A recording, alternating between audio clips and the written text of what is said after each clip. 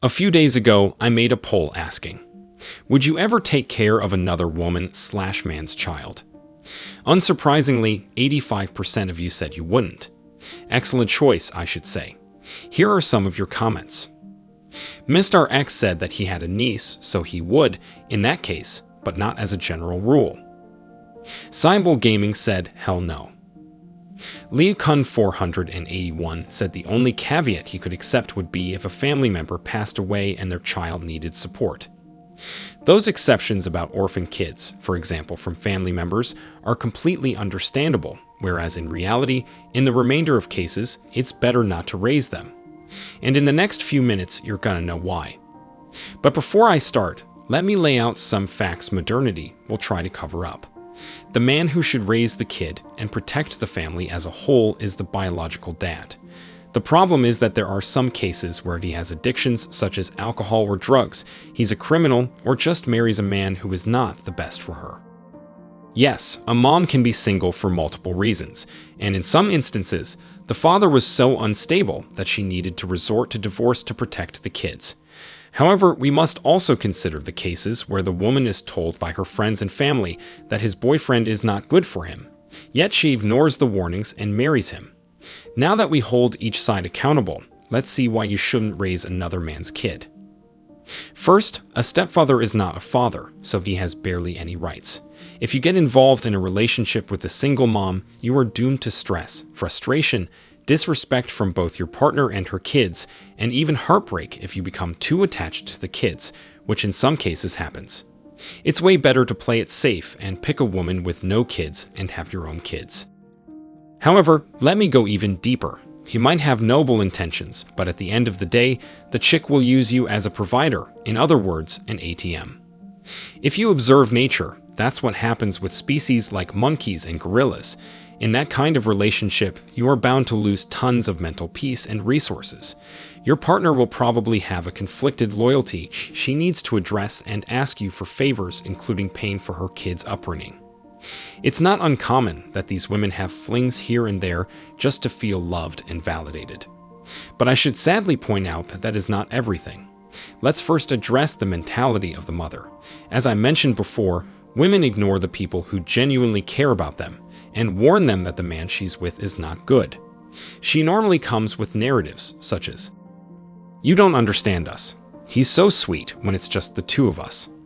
She basically lived the first stages of the relationship inside her mind, where everything was sunshine and rainbows. I personally know cases where priests warned these women, but they married the wrong guy, and a few months later, she visited the church to let the priest know he was right. Since she ignored it, she had to live with an abusive man.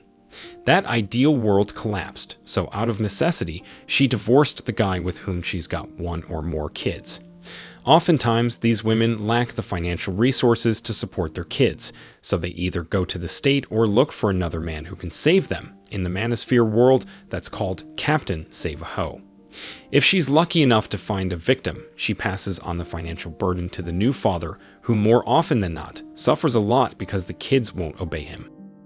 You know, the "you're not my dad" excuse. That really hurts the man. If the man realizes this soon, he might leave the relationship and avoid many problems. However, some men try to save a woman who is not willing to put the work in to heal herself, and finally spend lots of resources and energy on kids that are not his. If the man exits the relationship, though, the woman must deal with the same situation again. She might have casual relationships here and there, but really few men want to deal with the kids' upbringing and education. As a result, these single moms tend to cry. Why can't I find a good guy? The few men who liked her when she was 18 or 19 moved on long ago, and now she wonders this in her late 20s or early 30s. Now let's address the kids' behavior, because that's a huge factor to take into account. Here's an analogy to understand it better. Imagine I order $1 million Porsche to get the attached free trip to the Bahamas. Then I have a lot of fun on my trip. Now, I'm back home from a phenomenal vacation when the car arrives. However, I don't make any of the car's payments. Instead, I give it to you, and you must pay it for the next 18 years. I had great fun, and now you must deal with the car payments and maintenance. Got the analogy? A man had a kid with a woman. He had great sex with her. Then they have a kid. Suddenly, the man goes away for some reason and never comes back. Now the woman wants another man in her life to take care of her kid. Does that sound fair? Well, I don't think so.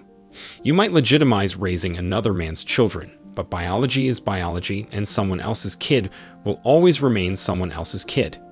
Your stepchildren might appreciate you if you're lucky, but they will probably see you as someone unworthy of authority for lacking the same bloodline.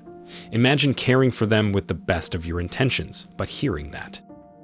Wouldn't that hurt you? That's why I talked about heartbreak before. Also, take into account that if the mother chooses someone else, then the relationship with her kids is over. Too much investment and too little in return. And now, consider this. As a high-value man, you must aim for the best possible women for you, and you must make the world a better place. What do I mean? Imagine you get involved with a single mom with a bunch of financial and emotional issues. Not only will she drain your energy, stress you out, and blame you for her problems, but if you don't keep your frame solid, you might drag yourself down to that level. As a result, you lose focus of your purpose and might make the kid witness family arguments that could result in future problems for him. The worst thing is that, while you invest time in someone who does not belong to your bloodline, you are not passing on your genes. Come to think of it, that's a bit of an insult to nature if you want to have kids of your own. That's it for today's video. Now I ask you, have you ever thought about this? Have you gained some knowledge? Ever dated a single mom? If so, what was it like? Let me know your thoughts in the comment section below. If you found this video useful, hit the like and subscribe buttons, comment, and share it. See you in the next video till next time.